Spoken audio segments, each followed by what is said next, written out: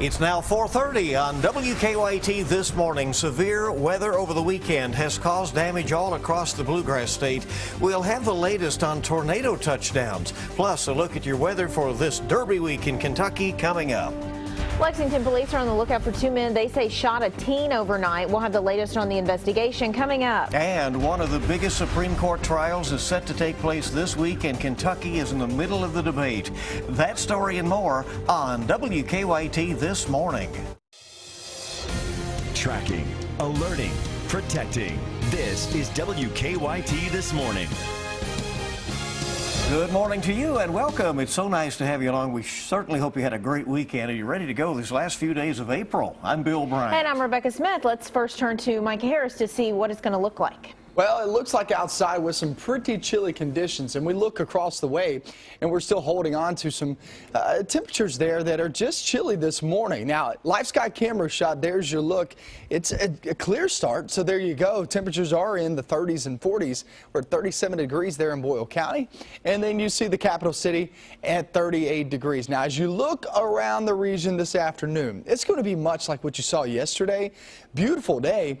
Still on the cool side, though. We're right around 63 degrees, and I tell you what, it's not really changing anytime soon. I don't really see 70s throughout the next 4 to 5 days. Towards your weekend, that's a different story. That's Derby forecast, and I'll show you that coming up. Okay, look forward to it, and let's get to the news. As Micah said, it was a pretty crazy weekend for weather across the Bluegrass. At least 2 tornadoes touched down in Kentucky on Saturday. The National Weather Service in Louisville confirms an EF1 tornado hit Adair County, and an EF2 hit Edmonson County. That's out in the western part of the state. Crews were out surveying the damage Sunday. They say several barns and outbuildings, even a silo, had some major damage.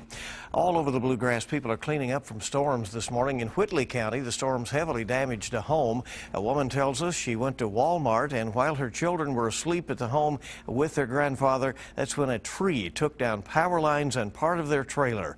Friends helped them replace the pole. They are hoping to restore their power by tonight. Thankfully, no one was hurt. Well, that same storm system caused havoc for folks out in western Kentucky as well. The National Weather Service says the area had a microburst, not a tornado, on Saturday. A microburst can produce wind speeds similar to those of a tornado. Several homes were damaged, along with fallen trees, power lines, even some roofs were blown off of buildings. I was literally praying to keep me safe, and next thing you know, I was just falling and falling and falling. The refrigerator fell right next to me. Well, that microburst caused damage over a 16-mile wide area. And do not forget, you can always track severe weather even when you happen to be away from your television. On WKYT.com, you can take control of an interactive First Alert Defender, zoom right up into your neighborhood. You can also download the First Alert Defender radar app for your iPad or smartphone. Just search for WKYT in your app store. New this morning, Lexington police are right now on the lookout for 2 people who they say shot a teenager overnight. Officers say around 11:30 last night, a teenager was shot at the Continental Square Apartments off Eastland Parkway. They say he was then dragged across Eastland Parkway, and that's where he was found. He's been taken to UK hospital with what are believed to be non-life-threatening injuries. Officers are not sure why the teen was shot, but they say he is not cooperating with them as they investigate. And we're tracking a police search this morning for an escaped inmate out of Lexington. Prison leaders at the Blackburn Correctional Facility say Charles Blanton walked away from the prison just after 9 o'clock last night. They say Blanton was serving a 16-year sentence for manufacturing meth. Leaders describe him as about 6 feet tall with brown hair and blue eyes, weighing around 200 pounds. He would have been eligible for parole this December.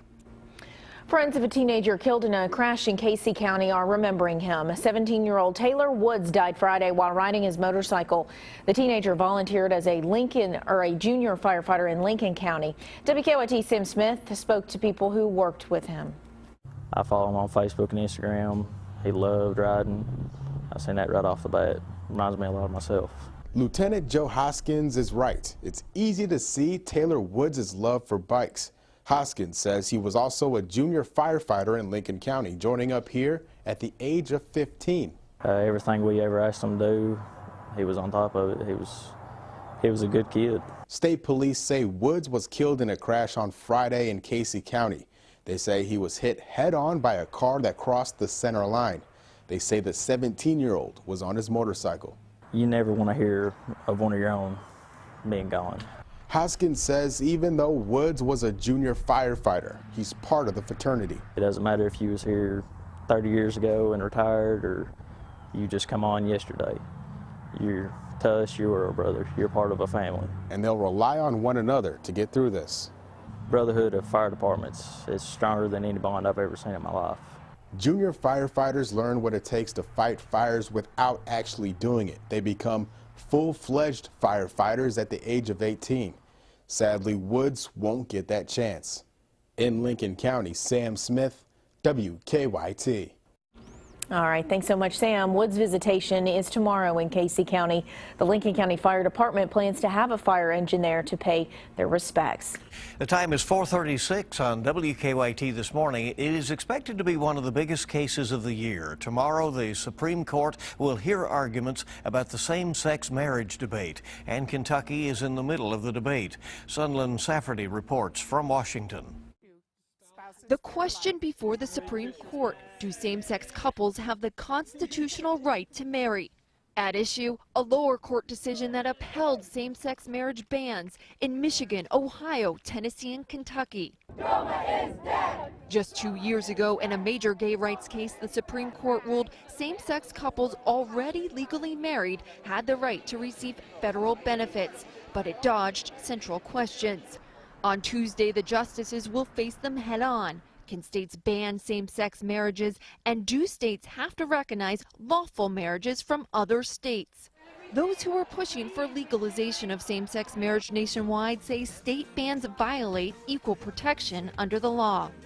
This is a case about couples who have been together for years, and all they want is to express their love and commitment to each other in front of friends and family. That's a basic American commitment, a basic American concept. There's no reason that they should be treated differently than other people. But John Bursch will argue before the court the state bans should remain, saying this isn't about how to define marriage, but who decides. Is it the people through the democratic process where this issue has always been decided, or is it the courts? And it's the position of the states that the people get to decide. 37 states and Washington, D.C. now allow same-sex marriage, and CNN polling shows support is growing to an all-time high. 5 years ago, 49% of Americans saw same-sex marriage as being a constitutionally protected right. Now that number has jumped to 63%. And several Kentucky couples will be in Washington, D.C. this week as the Supreme Court starts hearing arguments.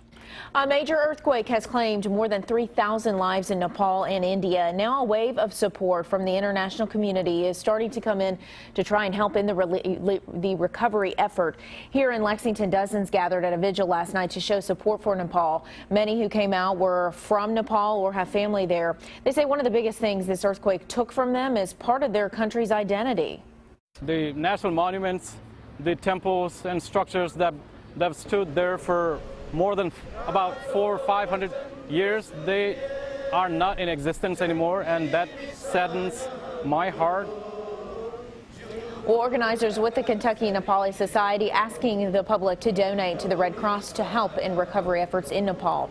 And for Kentuckians from Nepal, those phone calls at home Saturday were very scary. UK junior Arpan Dixit has family in the country and was relieved to hear that they were okay. Immediately when I woke up and my dad told me, I just immediately thought of my mom and wanted to call her, hoping she would pick up, but she eventually did, and she was fine. Well, if you know someone in Nepal that's missing, the International Committee of the Red Cross created a page on their website to track survivors. We have a link on our website, WKYT.com. We're tracking the investigations into 2 shootings over the weekend here in Lexington. So far, no arrests have been made for either crime. Early Saturday morning, 2 men were shot at the Camelot East Strip Club. Police say what started as an argument turned violent. That's when one man pulled out a gun and shot another 3 times. One bullet grazed a bystander. That man was treated at the scene, but the more seriously injured victim was rushed to the hospital. Now police are looking for who pulled the trigger. And Saturday night, officials say a a man was shot during a robbery. Lexington police say a man was walking out of the Circle K on Buckhorn Drive at around 11 o'clock Saturday night when a man approached with a rifle and demanded his wallet. That victim told police that he refused to give up his wallet and was shot in the leg. The victim went to UK hospital and is expected to be okay. No arrests have been made in either case. Good to have you along. It's 4:40 now, and WKYT This Morning is just getting started. Early intervention makes a world of difference when it comes to treating kids with autism. We'll hear from a mom who has some tips when we return. Current temperatures outside 30s, 40s. It is on the chilly start this morning. And look, that's not going anywhere anytime soon. We'll go over your latest forecast coming up.